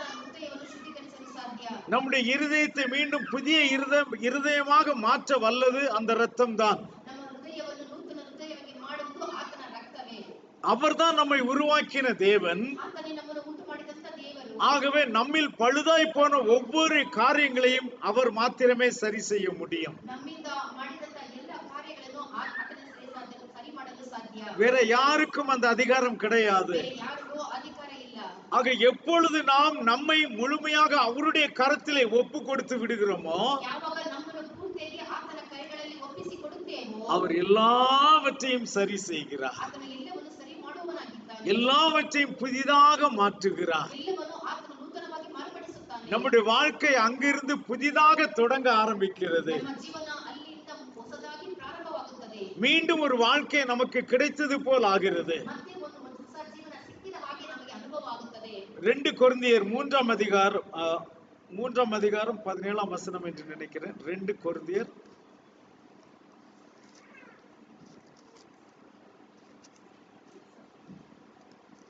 சாரி 2 கொரிந்தியர் 5ஆம் அதிகாரம் 17ஆம் வசனம். 2 Corinthians chapter 5 verse 17. 2 ಕೊರಿಂಥಿಯರಿಗೆ ಪುಸ್ತಕ 5ನೇ ಅಧ್ಯಾಯ 17ನೇ ವಚನ. ಹೀಗಿರಲಾಗಿ ಯಾವನಾದರೂ ಮೆಸ್ಸಿನಲ್ಲಿ ಇದ್ದರೆ ಅವನು ನೂತನ ಸೃಷ್ಟಿಯಾದನು. ಈಗ ಪೂರ್ವ ಸ್ಥಿತಿ ಹೋಗಿ ಎಲ್ಲ ನೂತನವಾಯಿತು. ஆமென். ஹல்லேலூயா. ஹல்லேலூயா. இப்படி இருக்க ஒருவன் கிறிஸ்துவுக்குள் இருந்தால் புது சிருஷ்டியா இருக்கிறான். பழையவைகள் ஒளிந்து போயின, எல்லாம் புதிதாயின. அல்லேலூயா. ஹல்லேலூயா. ஆக பழையவைகளை நம்மிடத்திலிருந்து நீக்கி நம்முடைய வாழ்க்கையை புதிதாக மாற்றக்கூடிய அதிகாரம் கிறிஸ்துவுக்கு மட்டும்தான் உண்டு. ನಮ್ಮಲ್ಲಿರುವಂತಹ ಹಳೆಯ ಪೂರ್ವ ಜೀವನವನ್ನು ತೆಗೆದುಹಾಕಿ ನೂತನ ಮಾಡುವುದು ನಮ್ಮ ಮೆಸ್ಸಿನ ಕೈಯಲ್ಲಿ ಮಾತ್ರವೇ ಇರುವುದು. அல்லேலூயா. ஹல்லேலூயா. ஆகவே முழுமையாக நாம் அவரிடத்தில் திரும்ப வேண்டும் என்று அவர் சொல்லுகிறார். ನಮ್ಮನ್ನು ಪೂರ್ತಿಯಾಗಿ ಆತನನ್ನು ತಿರುಗಿಕೊಳ್ಳಬೇಕು ಎಂದು ಆತನು ಹೇಳುತ್ತಾನೆ. அது மட்டுமல்ல, சிலருடைய வாழ்க்கை பார்த்தீர்களானால் செட்டிலே ஆக மாட்டாங்க. ಕೆಲವರ ಜೀವನ ನೋಡಿದರೆ ಅವರು ಎಂದಿಗೂ ಸೆಟ್ಲೇ ಆಗಿರಲ್ಲ. ரொம்ப நாள் செட்டில் ஆகாம அலைந்து திரிந்து கொண்டே இருப்பார்கள். ಅವರು ಎಲ್ಲೂ ನಿಂತುಕೊಳ್ಳದೆ ಅಲ್ಲಿಗೂ ಇಲ್ಲಿಗೂ ಅಲೆಯುತ್ತಿರುತ್ತಾರೆ. இப்ப தேவன் அதற்கு ஒரு வழியை சொல்லுகிறார். ದೇವರು ಅದಕ್ಕೂ ಒಂದು ಮಾರ್ಗವನ್ನು ಹೇಳುತ್ತಾನೆ. இதே எரேமியா தீர்க்கதரிசியின் புஸ்தகம் 4ஆம் அதிகாரம் 1ஆம் வசனத்தை வாசித்து பார்க்கலாம். Jeremiah chapter 4 verse 1. ಯೆರೆಮೀಯ ಪ್ರವಾದಿಯ ಪುಸ್ತಕ 4ನೇ ಅಧ್ಯಾಯ 1ನೇ ವಚನ. ಯಾಕೋಬನು ಹೀಗನ್ನುತ್ತಾನೆ, ಇಸ್ರಾಯೇಲೇ, ನೀನು ಹಿಂತಿರುಗಿಯಾದರೆ ನನ್ನ ಬಳಿಗೆ ಬರುವಿ. ನನ್ನ ಕಣ್ಣ ಎದುರಿನಿಂದ ನಿನ್ನ ಅಸಹ್ಯ ವಸ್ತುಗಳನ್ನು ತೆಗೆದು ಬಿಟ್ಟರೆ ನೀನು ಇನ್ನು ದಿಕ್ಕಾಪಾಲಾಗುವುದಿಲ್ಲ. ஆமென். ஹல்லேலூயா. ஹல்லேலூயா. இஸ்ரவேலே, நீ திரும்புகிறதற்கு மனதா இருந்தால் என்னிடத்தில் திரும்பு என்று யாகோவா சொல்லுகிறார். நீ உன் அருவருப்புகளை என் பார்வை நின்று அகற்றிவிட்டால் நீ இனி அலைந்து திரிவதில்லை. ஆமென். ಆಮೆನ್. ஹல்லேலூயா. ஹல்லேலூயா. இப்ப நம்ம யாகோவாவிடத்திலே நாம் திரும்பி வந்து விட்டால் ಯಾಕೋಬನ ಬಳಿಗೆ ನಾವು ತಿರುಗಿ ಬಂದು ಬಿಟ್ಟರೆ நம்முடைய அலைச்சல்கள் எல்லாம் முடிவுக்கு வந்துவிடும். ನಾವು ಅಲ್ಲಿ ಇಲ್ಲಿ ಅಲೆಯುವುದನ್ನು ಅಲ್ಲಿ ನಿಲ್ಲಿಸಿ அவரிடத்தில் திரும்பி வருவதோடு மட்டுமல்ல, ಆತನ ಬಳಿಗೆ ತಿರುಗಿ ಬರುವುದು ಮಾತ್ರವಲ್ಲ, நம்மிடத்தில் இருக்கிற அருவருப்புகளை எல்லாம் மாற்றி போட வேண்டும் என்று சொல்லுகிறார். ನಮ್ಮಲ್ಲಿರುವಂತಹ ಅಸಹ್ಯಗಳನ್ನು ಆತನು ಬದಲಾಯಿಸುತ್ತೇನೆ ಎಂಬುದಾಗಿ ಹೇಳಿದ್ದಾನೆ. அப்படியானால் அதன் பின்பு நம்முடைய வாழ்க்கையிலே நாம் செட்டில் ஆகி விடுவோம். ಅದಾದ ಮೇಲೆ ನಮ್ಮ ಜೀವನಕ್ಕೆ ಒಂದು ಅರ್ಥ ಬರುತ್ತದೆ. ஹல்லேலூயா. ஹல்லேலூயா. அதிலிருந்து நம்முடைய வாழ்க்கையிலே நாம் முன்னேற்றத்தை காண ஆரம்பிப்போம். ಅಲ್ಲಿಂದ ನಮ್ಮ ಜೀವನದಲ್ಲಿ ಬದಲಾವಣೆ ಹೆಚ್ಚುತ್ತಾ ನಾವು ಆಗುವುದನ್ನು ನೋಡುತ್ತೇವೆ. இங்கும் அங்கும் ஓடி அலைந்து திரிய வேண்டிய அவசியம் இல்லை. ಅಲ್ಲಿ ಇಲ್ಲಿ ನಾವು ದಿಕ್ಕು ಪಾಲಾಗಿ ಓಡುವ ಅವಶ್ಯಕತೆಯೇ ಇಲ್ಲ. நாம் இருக்கிற இடத்திற்கு எல்லாம் தேடி வரும். ನಾವು ಇರುವ ಸ್ಥಳಕ್ಕೆ ಎಲ್ಲವೂ ಹುಡುಕಿಕೊಂಡು ಬರುತ್ತದೆ. அப்படி தேவனை தேடினவர்களுடைய வாழ்க்கையில எல்லாம் தேடி வந்த விஷயங்களை நாம் கண்டிருக்கிறோம். ಆ ರೀತಿ ದೇವರನ್ನು ಹುಡುಕಿ ಬಂದ ಜನರ ಬಾಳಿನಲ್ಲಿ ಎಲ್ಲವೂ ಅವರು ಹುಡುಕಿಕೊಂಡು ಬಂದುದನ್ನು ನೋಡುತ್ತೇವೆ. உங்களுக்கு என்னுடைய வாழ்க்கையின் சாட்சியை நான் சொல்லி இருக்கிறேன். ನಿಮಗೆ ನನ್ನ ಜೀವನ ಸಾಕ್ಷಿ ನಾನು ನಿಮಗೆ ಹೇಳಿದ್ದೇನೆ. வெளிநாட்டிலே எனக்கு வேலைகள் என்னை தேடி வந்தது. ಹೊರಗಿನ ದೇಶದಲ್ಲಿ ನನಗೆ ಕೆಲಸ ನನ್ನನ್ನು ಹುಡುಕಿಕೊಂಡು ಬಂದವು. அப்ப என்னை வேலைகள் தேடி வருவதற்கு முன்பாக நான் தேவனை உண்மையாக தேடிக் கொண்டிருந்தேன். ನನ್ನನ್ನು ಕೆಲಸ ಹುಡುಕಿಕೊಂಡು ಬರುವುದಕ್ಕೆ ಮುಂಚಿತವಾಗಿ ನಾನು ನನ್ನ ದೇವರನ್ನು ಹುಡುಕಿಕೊಂಡು ಹೋದೆ. வேலையை தேடவில்லை, ನಾನು ಕೆಲಸವನ್ನು ಹುಡುಕಲಿಲ್ಲ, தேவனை தேடிக் கொண்டிருந்தேன். ನಾನು ದೇವರನ್ನು ಹುಡುಕಿದೆ. அப்ப வேலை என்னை தேடி வந்தது. ಆಗ ಕೆಲಸ ನನ್ನನ್ನು ಹುಡುಕಿಕೊಂಡು ಬಂದವು. உண்மைதானா பிரதர்? அதற்கு சாட்சியாக பிரதர் சகாயராஜ் இங்க இருக்கிறார். ಅದಕ್ಕೆ ಸಾಕ್ಷಿಯಾಗಿ ಬ್ರದರ್ ಸಗಾರಾಜ್ ಇದ್ದಾರೆ. ஹல்லேலூயா. ஒரு வேலை அல்ல, 2 வேலைகள் என்னை தேடி வந்தது. ಒಂದು ಕೆಲಸ ಅಲ್ಲ, 2 ಕೆಲಸ ನನ್ನನ್ನು ಹುಡುಕಿಕೊಂಡು ಬಂದವು. இப்ப தேவன் எவ்வளவு உண்மையுள்ளவராய் இருக்கிறார் என்று பாருங்க. ದೇವರು ಎಷ್ಟು ಉತ್ತಮ ಉಳ್ಳವನಾಗಿದ್ದಾನೆ ಎಂಬುದಾಗಿ ನೋಡಿರಿ. இதை நீங்கள் உங்கள் வாழ்க்கையில் செய்வீர்களானால், ಇದನ್ನು ನೀವು ನಿಮ್ಮ ಜೀವನದಲ್ಲಿ ಮಾಡುವುದಾದರೆ, உண்மை முத்தமாக நீங்கள் அவரை தேடுவீர்களானால், ನೀವು ಉತ್ತಮ ಉಳ್ಳ ಮನಸ್ಸು ಉಳ್ಳವರಾಗಿ ಆತನ ಹುಡುಕುವರಾದರೆ, உங்கள் அலைச்சல்கள் எல்லாவற்றையும் தேவன் ஒழிப்பார். ನೀವು ಅಲೆಯುವುದನ್ನು ದೇವರು ಅಲ್ಲಿಗೆ ಮುಗಿಸುತ್ತಾನೆ. நீங்கள் வாய்ப்புகளை தேடி ஓட வேண்டிய அவசியம் இருக்காது. ಅವಕಾಶವನ್ನು ಹುಡುಕಿಕೊಂಡು ಓಡುವ ಅವಶ್ಯಕತೆ ಇರುವುದಿಲ್ಲ. வாய்ப்புகள் உங்களை தேடி வரும். ಅವಕಾಶ ನಿಮ್ಮನ್ನು ಹುಡುಕಿಕೊಂಡು ಬರುತ್ತವೆ. ஆமென். ಆಮೆನ್. எத்தனை பேர் இதை விசுவாசிக்கிறீங்க? ஹalleluya. ஹalleluya. ஹalleluya. என் வாழ்க்கையில் அவர் செய்ததை அவர் உங்கள் வாழ்க்கையிலும் செய்ய வல்லவராய் இருக்கிறார். ನನ್ನ ಜೀವನದಲ್ಲಿ ಮಾಡಿದನ್ನು ನಿಮ್ಮ ಜೀವನದಲ್ಲಿ ಮಾಡಲು ಆತನ ಶಕ್ತನಾಗಿದ್ದಾನೆ. நம்முடைய வாழ்க்கையில் இருக்கிற எல்லா போராட்டங்களையும் அவர் மாற்றி விடுவார். ನಮ್ಮ ಜೀವನದಲ್ಲಿ ಇರುವಂತ ಎಲ್ಲ ಹೋರಾಟವನ್ನು ಆತನು ನೀಗಿಸುತ್ತಾನೆ. ஹalleluya. ஹalleluya. ஏனெனில் நமக்கு இளைப்பாறுதலை தரக்கூடிய ஒரே ஒருவர் நம்முடைய தேவன் மட்டும்தான். ಏಕೆಂದರೆ ನಮಗೆ ವಿಶ್ರಾಂತಿ ಕೊಡುವವನು ನಮ್ಮ ದೇವರಾದ ಒಬ್ಬ ದೇವರು. ஹalleluya. ஹalleluya. ஓசியா தீர்க்கதரிசியின் புத்தகம்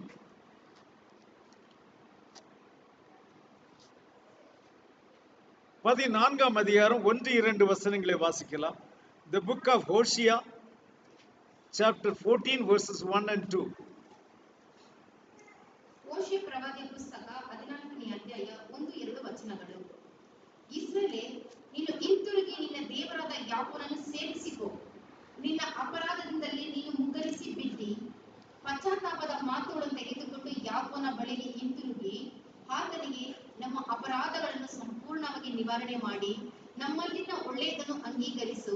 ನಮ್ಮ ಸ್ತೋತ್ರಗಳೆಂಬ ಹೋರಿಗಳನ್ನು ಅರ್ಪಿಸಬೇಕು. ஆமென். இஸ்ரவேலே, உன் தேவனாகிய யாகோவாவிடத்தில் திரும்பு. நீ உன் அக்கிரமத்தினால் விழுந்தாய். வார்த்தைகளை கொண்டு யாகோவாவிடத்தில் திரும்புங்கள். அவரை நோக்கி, தேவரீர் எல்லா அக்கிரமத்தையும் நீக்கி எங்களை தயவாய் அங்கீகரித்தருளும். அப்பொழுது நாங்கள் எங்கள் உதடுகளின் காளைகளை செலுத்துவோம். அல்லேலூயா. ஹalleluya. அவர் என்ன சொல்லுகிறார் இங்கே? வார்த்தையை கொண்டு என்னிடத்தில் வா. ಆತನು ತನ್ನ ಮಾತುಗಳನ್ನು ತೆಗೆದುಕೊಂಡು ಬನ್ನಿರಿ. எல்லா இடங்களிலும் நீ மனம் திரும்பு, நீ மனம் திரும்பு, மனம் திரும்பி என்னிடத்தில் வா என்றுதான் கூப்பிடுகிறார். ಆತನು ಎಲ್ಲ ಸ್ಥಳದಲ್ಲಿ ನೀನು ಮನಸ್ಸನ್ನು ಬದಲಾಯಿಸಿಕೊಂಡು ನನ್ನ ಕಡೆಗೆ ಬಾ ಎಂಬುದಾಗಿ ಆತನು ಹೇಳುತ್ತಿದ್ದಾನೆ. இதே அடுத்த புத்தகம் யோவேல், the book of Joel, chapter 2, verse 12. ಯೋವೇಲ್ ಪ್ರವಾದಿಯ ಪುಸ್ತಕ 2ನೇ ಅಧ್ಯಾಯ 12ನೇ ವಚನ. ಯಾಕೋಬನು ಹಿಂತೆನ್ನುತ್ತಾನೆ, ಈಗಲಾದರೂ ನೀನು ಮನಪೂರ್ವಕವಾಗಿ ನನ್ನ ಕಡೆಗೆ ತಿರುಗಿಕೊಂಡು ಉಪವಾಸ ಮಾಡಿರಿ, ಅಳಿರಿ, ಗೋಳಾಡಿರಿ. ஆதலால் நீங்கள் இப்பொழுதே உபவாசத்தோடும் அழுகையோடும் புலம்பலோடும் உங்கள் முழு இருதயத்தோடும் என்னிடத்தில் திரும்புங்கள் என்று யாக்கோபு சொல்லுகிறார். அல்லேலூயா. ஹalleluya. சோ அவரிடத்துல திரும்பி வரக்கூடியவர்கள் எப்படி திரும்பி வர வேண்டுமா? ಆತನ ಬಳಿಗೆ ತಿರುಗಿ ಬರುವವರು ಯಾವ ರೀತಿ ತಿರುಗಿ ಬರಬೇಕು ಎಂದರೆ, உபவாசத்தோடும் அழுகையோடும் புலம்பலோடும் மட்டுமில்லை, முழு இருதயத்தோடும் என்னிடத்தில் திரும்புங்கள் என்று சொல்லுகிறார்.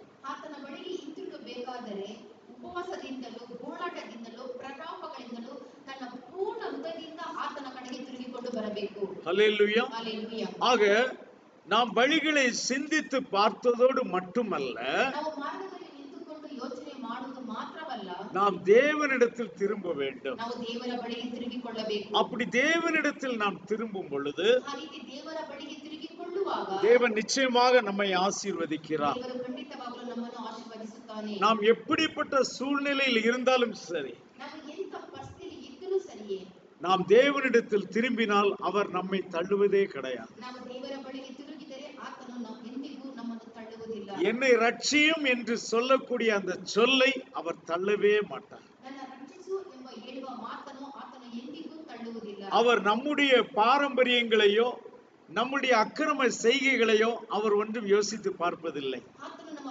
ಪಾರಂಪರ್ಯ ಜೀವನವನ್ನು ನಮ್ಮ ದುಷ್ಟ ಕಾರ್ಯವನ್ನು ಎಂದಿಗೂ ಆತನು ಯೋಚನೆ ಮಾಡುವುದಿಲ್ಲ. எப்பொழுது அவரிடத்தில் நாம் திரும்புகிறோமோ ಯಾವಾಗ ನಾವು ಆತನ ಬಳಿಗೆ ತಿರುಗಿಕೊಳ್ಳುತ್ತೇವೋ அந்த நாளிலிருந்து நம்முடைய வாழ்க்கையிலே அவர் புதிய கணக்கை தொடங்குகிறார்.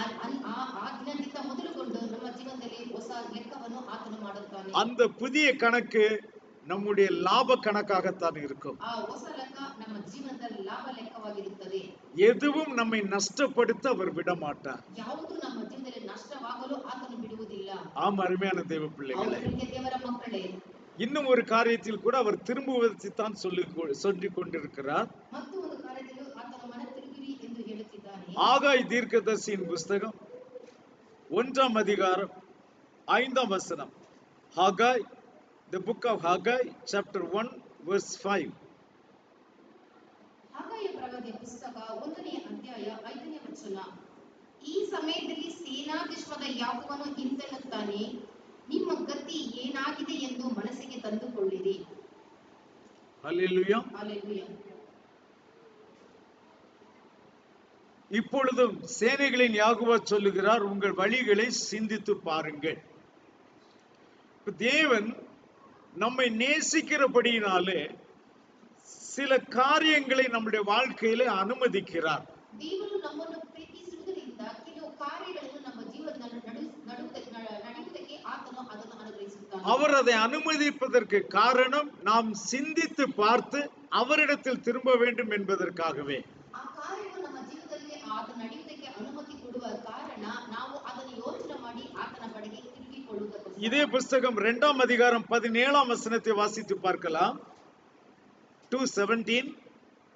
ನಾನು ನಿಮ್ಮ ಕೈ ದುಡಿತದ ಫಲವನ್ನೆಲ್ಲ ಹಾನಿ, ಕಲ್ಲು, ಕಾಡಿಗೆ, ಬಿಸಿ ಗಾಳಿ ಇವುಗಳಿಂದ ಹಾಳು ಮಾಡಿ ನಿಮ್ಮನ್ನು ಬಾಧಿಸಿದರೂ ನೀವು ನನ್ನ ಕಡೆಗೆ ತಿರುಗಿಕೊಳ್ಳಲಿಲ್ಲ. ಇದು ಯಾಕೋಬನ ನುಡಿ. ஹல்லேலூயா. ஹல்லேலூயா.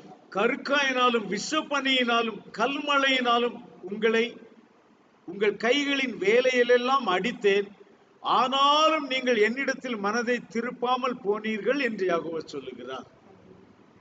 ஹல்லேலூயா. ஹல்லேலூயா. அப்ப இந்த கஷ்டத்தின் சூழ்நிலையில் கூட நம்ம நினைக்கிறோம் சிலர் கஷ்டப்பட்ட மனம் திரும்பிடுவாங்கன்னு சொல்லி. ನಾವು ನೆನೆಸಿಕೊಳ್ಳುತ್ತೇವೆ ಕೆಲವು ಜನರು ಕಷ್ಟಪಟ್ಟರೆ ಅವರ ಮನಸ್ಸು ಬದಲಾಯಿಸಿಕೊಳ್ಳುತ್ತಾರೆ ಎಂಬುದಾಗಿ. ஆனா அப்படி நடக்க வேண்டும் என்று இல்லை. ಆ ರೀತಿ ನಡೆಯಬೇಕು ಎಂಬುದಾಗಿ ಅಲ್ಲ.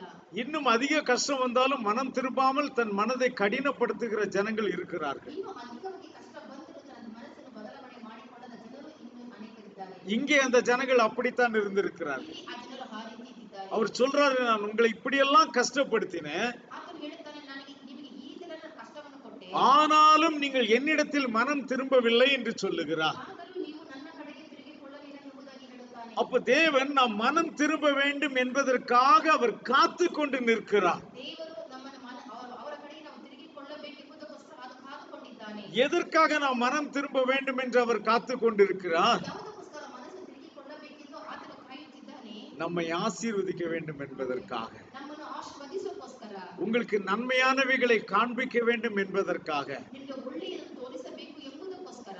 ஹல்லேலூயா. ಹಲ್ಲೆಲೂಯಾ. அவர் நன்மையானவைகளை தந்துதான் உங்களை இந்த உலகத்திலே உருவாக்கினார். ಆತನು ಒಳ್ಳೆಯದನ್ನು ಕೊಟ್ಟ ಈ ಲೋಕದಲ್ಲಿ ಆತನು ನಿಮ್ಮನ್ನು ಉಂಟು ಮಾಡಿದ್ದಾನೆ. நாம் தான் பொல்லாத வழிகளை தெரிந்து கொண்டோம். ನಾವೇ ದುಷ್ಟ ಮಾರ್ಗವನ್ನು ಆರಿಸಿಕೊಂಡೆವು. ஆகையினாலே நம்முடைய வாழ்க்கையில பலவிதமான சோதனைகள் கடந்து வந்தது. ಆದ್ದರಿಂದ ನಮ್ಮ ಜೀವನದಲ್ಲಿ ಹಲವು ಬಗೆಯಾದ ಶೋಧನೆಗಳು ಬಂದವು. ஆனாலும் தேவன் நமக்காக காத்து கொண்டிருக்கிறார். ಆದರೂ ದೇವರು ನಮಗೋಸ್ಕರ ಕಾಯುತ್ತಿದ್ದಾನೆ. என் பிள்ளை என்னை நோக்கி கூப்பிடுவான், ಈ ನನ್ನ ಮಗು ನನ್ನನ್ನು ನೋಡಿ ಕರೆಯುತ್ತದೆ, உடனே நான் அவனை ரட்சிப்பேன், ತಕ್ಷಣ ನಾನು ಆತನನ್ನು ರಕ್ಷಿಸುವೆನು, அவனை விடுவிப்பேன் ಆತನನ್ನು ಬಿಡಿಸುವೆನು என்று சொல்லி அவர் நமக்காக காத்து கொண்டு நிற்கிறார். ಎಂಬುದಾಗಿ ಹೇಳಿ ಆತ ನಮಗೋಸ್ಕರ ಕಾಯುತ್ತಿದ್ದಾನೆ. ஆனாலும் நீங்கள் என்னிடத்திலே மனம் திரும்பவில்லை என்று வேதனையோடு கூட சொல்லுகிறார். ಆದರೂ ನೀವು ನನ್ನ ಬಳಿಗೆ ತಿರುಗಿಕೊಳ್ಳಲಿಲ್ಲ ಎಂದು ಆತನು ದುಃಖದಿಂದ ಹೇಳುತ್ತಿದ್ದಾನೆ. நீங்கள் மாத்திரம் மனம் திரும்பி பாருங்கள், ನೀವು ಮಾತ್ರ ಮನಸ್ಸು ಬದಲಾಯಿಸಿಕೊಂಡು ನೋಡಿರಿ. அப்பொழுது அவர் உங்கள் வாழ்க்கையில் என்ன செய்கிறார் என்று பாருங்கள். ಆಗ ಆತನು ನಿಮ್ಮ ಜೀವನದಲ್ಲಿ ಏನು ಮಾಡುತ್ತಾನೆ ಎಂಬುದನ್ನು ನೋಡುವಿರಿ. நீ மாத்திரம் மனம் திரும்பி நான் விரும்புகிற காரியத்தை நீ செய்வாயானால், ನೀನು ಮಾತ್ರ ಮನಸ್ಸು ಬದಲಾಯಿಸಿಕೊಂಡು ಆತನು ಹೇಳುವ ಕೆಲಸವನ್ನು ಮಾಡಿದರೆ, 19ஆம் வசனத்தில் சொல்லுகிறார், இன்று முதல் நான் உன்னை ஆசீர்வதிப்பேன். ಈ ದಿನ ಮೊದಲುಗೊಂಡು ನಾನು ನಿನ್ನನ್ನು ಆಶೀರ್ವದಿಸುವೆನು. அல்லேலூயா. ಹಲ್ಲೆಲೂಯಾ. ஆக நாளைக்கு இல்ல, நீ மனம் திரும்பினா இன்னும் ஒரு வருஷம் கழிச்சு உன்னை ஆசீர்வதிப்பேன் என்று அல்ல. ನೀನು ಮನಸ್ಸು ಬದಲಾಯಿಸಿಕೊಂಡರೆ ಒಂದು ವರ್ಷದ ಬಳಿಕ ನಿನ್ನನ್ನು ಆಶೀರ್ವದಿಸುತ್ತೇನೆ ಎಂದು ಹೇಳಲಿಲ್ಲ. அல்ல இன்னும் ஒரு 6 மாசம் கழிச்சு நான் உன்னை ஆசீர்வதிப்பேன் என்று அல்ல. ಅಲ್ಲದೆ 6 ತಿಂಗಳ ಕಳೆದ ಮೇಲೆ ನಿನ್ನನ್ನು ಆಶೀರ್ವದಿಸುತ್ತೇನೆ அல்லது கொஞ்சம் கொஞ்சமாக உன்னுடைய வாழ்க்கையை மாற்றுவேன் என்று அல்ல. ಅಲ್ಲದೆ ಸ್ವಲ್ಪ ಸ್ವಲ್ಪವಾಗಿ ನಿನ್ನ ಮನಸ್ಸನ್ನು ನಿನ್ನ ಜೀವನವನ್ನು ಬದಲಾಯಿಸುತ್ತೇನೆ ಎಂಬುದಾಗಿ ಅಲ್ಲ. நீ என்றைக்கு மனம் திரும்புகிறாயோ, ನೀನು ಯಾವ ದಿನ ನಿನ್ನ ಮನಸ್ಸು ಬದಲಾಯಿಸಿಕೊಳ್ಳುತ್ತೀಯೋ, எப்பொழுது நீ தேவனிடத்தில் திரும்புகிறாயோ, ನೀನು ಯಾವಾಗ ದೇವರ ಬಳಿಗೆ ತಿರುಗಿಕೊಳ್ಳುತ್ತೀಯೋ, அந்த நாள் முதல் நான் உன்னை ಆ ஆசீர்வதிப்பேன். ದಿವಸ ಮೊದಲುಗೊಂಡು ನಾನು ನಿನ್ನನ್ನು ಆಶೀರ್ವದಿಸುವೆನು. இன்று முதல் நான் உன்னை ಈ ஆசீர்வதிப்பேன். ದಿನ ಮೊದಲುಗೊಂಡು ನಾನು ನಿನ್ನನ್ನು ಆಶೀರ್ವದಿಸುತ್ತೇನೆ. ஹல்லேலூயா. ஹalleluya. லூக்கா 15ஆம் அதிகாரத்திலே ஒரு மகனை குறித்து நாம் அங்கே வாசிக்கிறோம். லூக்கா 15ஆம் அதிகாரம், அங்கே இளைய மகனை குறித்து நாம் வாசிக்கிறோம். ಅಲ್ಲಿ ಚಿಕ್ಕ ಮಗನ ಬಗ್ಗೆ ನಾವು ಓದುತ್ತೇವೆ. அவன் தகப்பனிடத்திலே சண்டை போட்டுவிட்டு சொத்துக்களை வாங்கிவிட்டு போய்விட்டான். ಅವನ ತಂದೆಯ ಬಳಿಗೆ ಜಗಳ ಮಾಡಿಕೊಂಡು ಆಸ್ತಿಯಲ್ಲಿ ಭಾಗವನ್ನು ತೆಗೆದುಕೊಂಡು ಹೋಗುತ್ತಾನೆ. அவன் அங்கே போய் மிகவும் கஷ்டப்பட்டான். ಅವನು ಅಲ್ಲಿ ಹೋಗಿ ಬಹಳ ಕಷ್ಟವನ್ನು ಅನುಭವಿಸಿದ್ದಾನೆ. ஒரு நாளிலே அவன் சிந்தித்தான். ಒಂದು ದಿನ ಅವನು ಯೋಚನೆ ಮಾಡಿದನು. அவன் என்ன யோசித்தான் பாருங்க. ಅವನು ಯೋಚನೆ ಮಾಡಿದ ಎಂಬುದಾಗಿ ನೋಡಿರಿ. லூக்கா 15ஆம் அதிகாரம் 17ஆம் வசனம். ಲೂಕ ಸುವಾರ್ತೆಯ ಪುಸ್ತಕ 15ನೇ ಅಧ್ಯಾಯ 17ನೇ ವಚನ. ಆಗ ಅವನಿಗೆ ಬುದ್ಧಿ ಬಂದು ಅವನು, ನನ್ನ ತಂದೆಯ ಬಳಿಯಲ್ಲಿ ಎಷ್ಟೋ ಮಂದಿ ಕೂಲಿ ಆಳುಗಳಿಗೆ ಬೇಕಾದಷ್ಟು ಆಹಾರವಿದೆ, ನಾನಾದರೂ ಇಲ್ಲಿ ಹಸಿವಿನಿಂದ ಸಾಯುತ್ತೇನೆ. ನಾನು ಎದ್ದು ನನ್ನ ತಂದೆಯ ಬಳಿಗೆ ಹೋಗಿ ಅವನಿಗೆ, ಅಪ್ಪ, ಪರಲೋಕಕ್ಕೆ ವಿರೋಧವಾಗಿಯೂ ನಿನ್ನ ಮುಂದೆಯೂ ಪಾಪ ಮಾಡಿದ್ದೇನೆ, ಇನ್ನು ನಾನು ನಿನ್ನ ಮಗನೆನಿಸಿಕೊಳ್ಳುವುದಕ್ಕೆ ಯೋಗ್ಯನಲ್ಲ, ನನ್ನನ್ನು ನಿನ್ನ ಕೂಲಿ ಆಳುಗಳಲ್ಲಿ ಒಬ್ಬನಂತೆ ಮಾಡು ಎಂದು ಹೇಳುವೆನು ಅಂದುಕೊಂಡು ಎದ್ದು ತನ್ನ ತಂದೆಯ ಕಡೆಗೆ ಬಂದನು. ಅವನು இங்கே அவன் தன்னுடைய வாழ்க்கையிலே கஷ்டங்களை அனுபவிக்கும் பொழுது ಅವನು ತನ್ನ ಜೀವನದಲ್ಲಿ ಕಷ್ಟವನ್ನು ಅನುಭವಿಸುವಾಗ அவன் சிந்திக்கிறான். ಆತನು ಯೋಚನೆ ಮಾಡುತ್ತಾನೆ. இப்ப என்ன சிந்திக்கிறான்? ಈಗ ಆತನು ಏನೇನು ಯೋಚನೆ ಮಾಡುತ್ತಾನೆ? என் தகப்பன் வீட்டுல கூலிக்காரனா இருக்கிறவங்க கூட நான் சாப்பிடுற சாப்பாட்டை விட நல்லா சாப்பிடுறானே.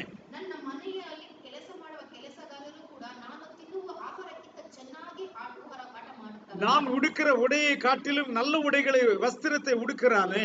ನಾನು ತೊಟ್ಟುಕೊಳ್ಳುವ ವಸ್ತ್ರಕ್ಕಿಂತ ಚೆನ್ನಾಗಿ ವಸ್ತ್ರವನ್ನು ಅವರು ತೊಟ್ಟುಕೊಳ್ಳುತ್ತಾರೆ. ஆனால் நான் இப்பொழுது கஷ்டப்படுகிறேனே. ಆದರೆ ನಾನು ಈಗ ಕಷ್ಟಪಡುತ್ತಿದ್ದೇನಲ್ಲ.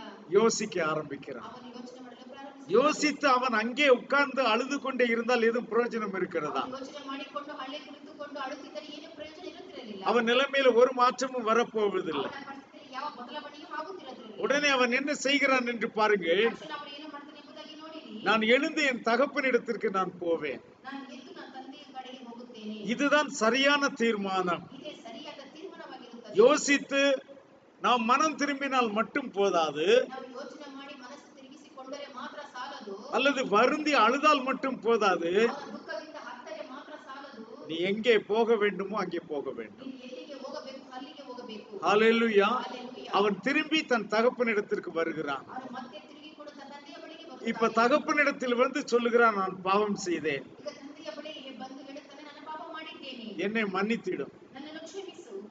அப்படி அவன் சொல்லி தன் தகப்பனிடத்திலே மன்னிப்பு கேட்டவுடனே ಆ ರೀತಿ ಹೇಳಿ ಕೂಡ ತನ್ನ ತಂದೆಯ ಬಳಿಯಲ್ಲಿ ಅವನು ಕ್ಷಮೆಯನ್ನು ಕೇಳಿದಾಗ தகப்பன் இப்பொழுது என்ன செய்கிறார் என்று பாருங்கள். ಈಗ ತಂದೆಯ ಏನೇನು ಮಾಡುತ್ತಾನೆ ಎಂಬುದಾಗಿ ನೋಡಿರಿ. 22ஆம் வசனம்.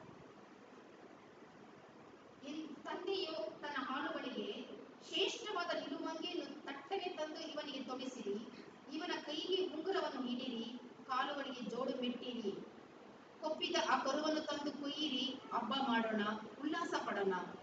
ನನ್ನ ಮಗ ಸತ್ತವನಾಗಿದ್ದನು, ಈ ತಿರುಗಿ ಬದುಕಿ ಬಂದಿದ್ದಾನೆ. ஹல்லேலூயா. ஹல்லேலூயா. இவன் மனம் திரும்பின உடனே, ஓகே நீ செய்த தப்பை உணர்ந்து விட்டாய், திரும்பி போய் உட்கார் என்று சொல்லவில்லை. ಇವನ ಮನಸ್ಸು ಬದಲಾಯಿಸಿಕೊಂಡು ಬಂದ ತಕ್ಷಣ, ಓಕೆ ನೀನು ತಪ್ಪು ಮಾಡಿದ್ಯಾ, ನೀನು ಹೋಗು ಎಂದು ಹೇಳಲಿಲ್ಲ. இந்த மகனை கேட்கிறான், உம்முடைய கூலிக்காரர்கள் ஒருவனாக என்னை வைத்துக் கொள்ளும் என்று சொல்லுகிறார். ಮಗನು ಕೇಳುತ್ತಾನೆ, ನಿನ್ನ ಕೂಲಿ ಆಳುಗಳಲ್ಲಿ ಒಬ್ಬನಂತೆ ನನ್ನನ್ನು ಇಡು ಎಂಬುದಾಗಿ. ஆனால் தகப்பனுடைய மனது எப்படி என்று பாருங்க. ತಂದೆಯ ಮನಸ್ಸು ಹೇಗೆ ಎಂದು ನೋಡಿರಿ. அவன் என்ன செய்கிறான்? ಆತನು ಏನು ಮಾಡುತ್ತಾನೆ? தகப்பன் தன் ஊழியக்காரரை நோக்கி, நீங்கள் உயர்ந்த வஸ்திரத்தை கொண்டு வந்து இவனுக்கு உடுத்துங்கள் என்று சொல்லுகிறார். ತಂದೆಯು ತನ್ನ ಆಳುಗಳಿಗೆ ಹೇಳುತ್ತಾನೆ, ಶ್ರೇಷ್ಠವಾದ ನಿಲುವಂಗಿಯನ್ನು ತಂದು ಈತನಿಗೆ ತೊಡಿರಿ ಎಂಬುದಾಗಿ. இவன் கைக்கு மோதிரத்தையும் கால்களுக்கு பாதரட்சையும் போடுங்கள் என்று சொல்லுகிறார். ಕೈಗೆ ಉಂಗುರವನ್ನು, ಕಾಲಿಗೆ ಜೋಡುಗಳನ್ನು ಮೆಟ್ಟಿರಿ. அது மட்டுமல்ல, கொழுத்த கன்றை கொண்டு வந்து அடியுங்கள், நாம் புசித்து சந்தோஷமா இருப்போம் என்று சொல்லுகிறார். ಕೊಬ್ಬಿದ ಕರುವನ್ನು ತಂದು ಕೊಯ್ಯಿರಿ, ಹಬ್ಬ ಮಾಡೋಣ, ಉಲ್ಲಾಸ ಪಡೋಣ ಎಂಬುದಾಗಿ அவன் ಹೇಳಿದನು. நல்ல சாப்பாடை சாப்பிட்டு எத்தனை நாள் ஆயிருக்கும் என்று தெரியாது. ಆತನು ಒಳ್ಳೆಯ ಊಟವನ್ನು ಮಾಡಿ ಎಷ್ಟು ದಿನವಾಗಿತ್ತೋ ಗೊತ್ತಿಲ್ಲ. ஆனால் தகப்பன் வீட்டுக்கு வந்த உடனேயே நல்ல கறியும் சோறும் அவருக்கு கிடைக்கிறது. ತಂದೆ ಮನೆಗೆ ಬಂದ ತಕ್ಷಣ ಅವನಿಗೆ ಒಳ್ಳೆಯ ಮಾಂಸದ ಊಟ ಅವನಿಗೆ ಸಿಕ್ಕಿತು. ஒரு வருஷத்துக்கு பிறகு அல்ல, ಒಂದು ವರ್ಷದ ಬಳಿಕ ಅಲ್ಲ, ஒரு மாசத்துக்கு பிறகு அல்ல, ಒಂದು ತಿಂಗಳ ಬಳಿಕೆ ಅಲ್ಲ, அவரிடத்தில் திரும்பின மாத்திரத்திலேயே தேவன் அவனை ஆசீர்வதிக்க தொடங்கி விட்டார். ಆತನ ಬಳಿಗೆ ತಿರುಗಿದ ತಕ್ಷಣ ದೇವರು ಅವನನ್ನು ಆಶೀರ್ವದಿಸಲು ஆம், ಪ್ರಾರಂಭಿಸಿದರು. அருமையான தேவ பிள்ளைகளே, ಹೌದು ಪ್ರೀತಿಯ ದೇವರ ಮಕ್ಕಳೇ, நாம் என்ன படித்தோம் என்று? ನಾವು ಏನೇನು ಓದಿದ್ದೇವೆ ಈ ದಿನ? வாழ்க்கையிலே நமக்கு போராட்டங்கள் இருக்கிறது, உண்மைதான். ಜೀವನದಲ್ಲಿ ನಮಗೆ ಹೋರಾಟ ಇರುವುದು ನಿಜ. ஆனால் எப்பொழுதும் போராட்டங்களோடையே வாழ்ந்து கொண்டிருக்க வேண்டும் என்பது தேவனுடைய சித்தம் இல்லை. ಯಾವಾಗಲೂ ಹೋರಾಟದ ಮಧ್ಯದಲ್ಲಿ ಜೀವನ ಮಾಡಬೇಕು ಎಂಬುದು ದೇವರ ಚಿತ್ತವಲ್ಲ. நின்று யோசிக்க ஆரம்பியுங்கள். ನೀನು ನಿಂತು ಯೋಚನೆ ಮಾಡಲು ಪ್ರಾರಂಭಿಸು. எந்த இடத்திலே நாம் தவறு செய்தோம்? ನಾನು ಯಾವ ಸ್ಥಳದಲ್ಲಿ ತಪ್ಪು ಮಾಡಿದ್ದೇನೆ? இப்பொழுது நான் என்ன செய்ய வேண்டும்? ಈಗ ನಾನು ಏನು ಮಾಡಬೇಕು? மனம் திரும்புங்கள். ನಾನು ಮನಸ್ಸು ಬದಲಾಯಿಸಬೇಕು. மனம் திரும்பினால் மட்டும் போதாது, ಮನಸ್ಸು ಬದಲಾಯಿಸಿಕೊಂಡರೆ ಮಾತ್ರ ಸಾಲದು. தேவனிடத்தில் நாம் திரும்ப வேண்டும். ದೇವರ ಬಳಿಗೆ ತಿರುಗಿಕೊಳ್ಳಬೇಕು. அவருடைய பாதத்தில் விழ வேண்டும். ಆತನ ಪಾದಕ್ಕೆ ನಾವು ಅಡ್ಡ ಬೀಳಬೇಕು. அந்த நாளிலிருந்து உங்களுடைய வாழ்க்கையில எல்லாம் மாறிவிடும். ಆ ದಿನ ಮೊದಲುಗೊಂಡು ನಿಜದಲ್ಲಿ ಎಲ್ಲವೂ ಬದಲಾವಣೆಯಾಗುತ್ತದೆ. எப்பொழுது முழு இருதயத்தோடு நீங்கள் அவரிடத்தில் திரும்புகிறீர்களோ, ಯಾವಾಗ ನೀವು ಪೂರ್ಣ ಮನಸ್ಸಿನ ದೇವರ ಕಡೆಗೆ ತಿರುಗಿಕೊಳ್ಳುತ್ತೀಯೋ, அப்பொழுது உங்கள் வாழ்க்கை ஆசீர்வதிக்கப்படும். ಆಗ ನಿನ್ನ ಜೀವನ ಆಶೀರ್ವದಿಸಲ್ಪಡುತ್ತದೆ. இப்படிப்பட்ட ஆசீர்வாதமான வாழ்க்கையை இந்த உலகத்தில் எந்த மனிதனும் உங்களுக்கு தர முடியாது. ಇಂಥ ಜೀವನದಲ್ಲಿ ಇಂಥ ಆಶೀರ್ವಾದವನ್ನು ಯಾವ ಮನುಷ್ಯನಿಂದಲೂ ಕೊಡಲು ಸಾಧ್ಯವಿಲ್ಲ. தேவன் மாத்திரமே அதை உங்களுக்கு தர முடியும். ದೇವರು ಮಾತ್ರವೇ ಅದನ್ನು ನಿಮಗೆ ಕೊಡಲು ಸಾಧ್ಯ. அதை உங்களுக்கு கொடுப்பதற்காக அதை அவர் கல்வாரி சிலுவையிலே சம்பாதித்திருக்கிறார். ಅದನ್ನು ನಿಮಗೆ ಕೊಡುವುದಕ್ಕೋಸ್ಕರ ಆತನು ಕಲ್ವರಿ ಶಿಲುಬೆಯಲ್ಲಿ ಅದನ್ನು ಸಂಪಾದನೆ ಮಾಡಿದ್ದಾನೆ. ஹalleluya. ಹಲ್ಲೆಲೂಯಾ. உங்களுடைய பாவங்களை, உங்களுடைய அக்கிரமங்களை அவர் தன்மேல் சுமந்து கொண்டு, ಆತನು ನಿಮ್ಮ ಪಾಪಗಳನ್ನು ಅಪರಾಧಗಳನ್ನು ತನ್ನ ಮೇಲೆ ಹೊತ್ತುಕೊಂಡು, நம்முடைய பாவங்களுக்காக அவர் அங்கே அடிக்கப்பட்டார். ನಮ್ಮ ಪಾಪಕ್ಕೋಸ್ಕರ ಆತನು ಅಲ್ಲಿ ಜಜ್ಜಲ್ಪಟ್ಟನು. அவருடைய இரத்தத்தினாலே நாம் சுத்திகரிக்கப்படுகிறோம். ಆತನ ರಕ್ತದ ಮುಖಾಂತರ ನಮ್ಮನ್ನು ನಾವು ಶುದ್ಧೀಕರಿಸಿಕೊಳ್ಳುತ್ತೇವೆ. அதன் மூலமாக அவர் நமக்கு ரட்சிப்பை தருகிறார். ಅದರ ಮುಖಾಂತರವಾಗಿ ಆತನು ನಮಗೆ ರಕ್ಷಣೆಯನ್ನು ಕೊಡುತ್ತಾನೆ. சோ நாம் யாவரும் மனம் திரும்பி அந்த கல்வாரி சிலுவையின் இடத்திற்கு நாம் போவோம். ನಾವು ಎಲ್ಲರೂ ಮನಸ್ಸನ್ನು ಬದಲಾಯಿಸಿಕೊಂಡು ಆ ಕಲ್ವರಿ ಶಿಲುಬೆಯ ಬಳಿಗೆ ಹೋಗೋಣ. அந்த கல்வாரி சிலுவையில் தான் அவர் உண்மையான தேவன் என்பதை நிரூபித்தார். ಆ ಕಲ್ವರಿ ಶಿಲುಬೆಯಲ್ಲಿ ಆತನ ನಿಜವಾದ ದೇವರು ಎಂದು ಆತನು ತೋರ್ಪಡಿಸಿದನು. அந்த கல்வாரியில் தான் நம்மை உண்டாக்கின தேவன் அவர்தான் என்பதை அவர் நிரூபித்தார். ಆ ಕಲ್ವರಿ ಶಿಲುಬೆಯಲ್ಲಿ ನಮ್ಮನ್ನು ಉಂಟು ಮಾಡಿದ ದೇವರು ಆತನೇ ಎಂದು ಆತನು ತೋರಿಸಿದನು. ஆக அவரிடத்தில் அந்த இடத்திற்கு நாம் திரும்பி போவோமானால், ಆ ಸ್ಥಳಕ್ಕೆ ನಾವು ತಿರುಗಿ ಹೋದರೆ அங்கிருந்து நாம் உண்மையான ரட்சிப்பை பெற்றுக்கொண்டு திரும்பி வருவோம். ಅಲ್ಲಿಂದ ನಿಜವಾದ ರಕ್ಷಣೆ ಪಡೆದುಕೊಂಡು ನಾವು ಹಿಂತಿರುಗಬೇಕು. அந்த இடத்திலிருந்து நம்முடைய பழைய மனுஷனை களைந்து போட்டு புதிய மனிதனை பெற்றுக்கொண்டு திரும்பி வருவோம். ಆ ಸ್ಥಳದಲ್ಲಿ ನಾವು ಹಳೆಯ ಮನುಷ್ಯನ ಸ್ವಭಾವವನ್ನು ತೆಗೆದುಹಾಕಿ ಹೊಸ ಮನುಷ್ಯ ಸ್ವಭಾವವನ್ನು ಧರಿಸಿಕೊಂಡು ನಾವು ಬರಬೇಕು. அதை நமக்கு தருவதற்குள்ள சகல அதிகாரமும் அவரிடத்தில் இருக்கிறது. ಅದು ನಮಗೆ ಕೊಡುವ ಸಕಲ ಅಧಿಕಾರವು ಆತನಲ್ಲಿ ಮಾತ್ರ ಉಂಟು. இந்த உலகத்தில் வேறு யாரிடத்திலும் இல்லை. ಈ ಲೋಕದಲ್ಲಿ ಬೇರೆ ಯಾರ ಬಳಿಯಲ್ಲೂ ಇಲ್ಲ. ஆகையால் அவரிடத்தில் திரும்ப நாம் முழு இருதயத்தோடு திரும்ப நாம் ஒப்பு கொடுப்போம். ಆದ್ದರಿಂದ ಆತನ ಬಳಿಯಲ್ಲಿ ನಾವು ಪೂರ್ಣವಾಗಿ ತಿಳಿಸಿಕೊಂಡು ನಮ್ಮನ್ನು ನಾವು ಒಪ್ಪಿಸಿಕೊಳ್ಳೋಣ. நாம் ஜெபிக்கலாம். ನಾವು ಪ್ರಾರ್ಥನೆ ಮಾಡೋಣ. எங்கள் பரலோக பிதாவே, இந்த நல்ல வேளைக்காக உமக்கு நன்றி செலுத்துகிறோம் தகப்பனே. தேவரீர் உம்முடைய வார்த்தைகளை கொண்டு எங்களோடு பேசினீர் என்று நாங்கள் விசுவாசிக்கிறோம். உண்மைதான் தகப்பனே, எங்கள் வாழ்க்கையிலே அலைச்சல்கள், போராட்டங்கள், நிம்மதி இல்லாத சூழ்நிலைகள் இருப்பதை நாங்கள் காண்கிறோம். ஆனால் இந்த நாளிலே நாங்கள் என்ன செய்ய வேண்டும் என்று எங்களுக்கு கற்றுக் கொடுத்த தயவுக்காக நன்றியோடு கூட உம்மை துதிக்கிற ராஜாவே. நாங்கள் விசுவாசிகளாய் இருந்தாலும் அவிசுவாசிகளாய் இருந்தாலும் எங்கள் எல்லாருக்கும் நீர் ஒரே செய்தியே தருகிறீர் தகப்பனே. ஒரே வழியே நீர் எங்களுக்கு காண்பிக்கிறீர் அப்பா. அந்த வழியிலே நாங்கள் கடந்து வரும்படியாய் உண்மையான ஆசீர்வாதத்தை, உம்முடைய ஆசீர்வாதத்தை நாங்கள் பெற்றுக்கொள்ளும்படியாய் எங்களுக்கு நீர் உதவி செய்ய. வந்திருக்கிற பிள்ளைகளை பேர் பேராக தனித்தனியாக நீர் ஆசீர்வதித்தருளும். இந்த இடத்திலிருந்து அவர்கள் நன்மைகளை மாத்திரம் எடுத்துக்கொண்டு செல்லும்படியாக நிற்கிருபை செய்யும். இந்த பிள்ளைகளோடு நீர் பேசும் அப்பா. உம்முடைய சத்தத்தை உம்முடைய பிள்ளைகள் கேட்கட்டும். நீரே ஜீவனுள்ள தேவன் என்பதை அறிந்து கொள்ளும்படியாக கிருபை செய்யும். உடைய பிள்ளைகள் ஒவ்வொருடைய கையின் பிரயாசங்களை ஆசீர்வதித்து அவர்கள் அலைச்சல்கள் எல்லாவற்றையும் முடித்து தகப்பன அவர்கள் இளைப்பாறுதலோடு கூட உண்மை சேவிக்க நிற்கிருமை செய்யும். இந்த நாளில நாங்கள் கடந்து சென்ற அந்த வீட்டிற்காக நாங்கள் ஜெபிக்கிறோம். தகப்பனை இழந்து கணவனை இழந்து இருக்கிறதான அந்த குடும்பத்தின் பிள்ளைகளுக்கு தேவரீர் சமாதானத்தை கட்டளையிடுவீராக. நீர் ஒருவரே சமாதானத்தை கொடுக்க முடியும் அப்பா. அந்த பிள்ளைகளை நீர் ஆறுதல் படுத்தும். தொடர்ந்து அந்த குடும்பத்தில் நடக்க இருக்கிற காரியங்களை நீர் பொறுப்பெடுத்துக்கொள். எங்களை தாழ்த்துகிறோம், உங்களுடைய கரத்திலே ஒப்பு கொடுக்கிறோம். எங்கள் மீட்பெரும் இரட்சகரும் ஆகிய யாகுஷுவா மசீஹா நாமத்தில் வேண்டிக் கொள்கிறோம் பிதாவே.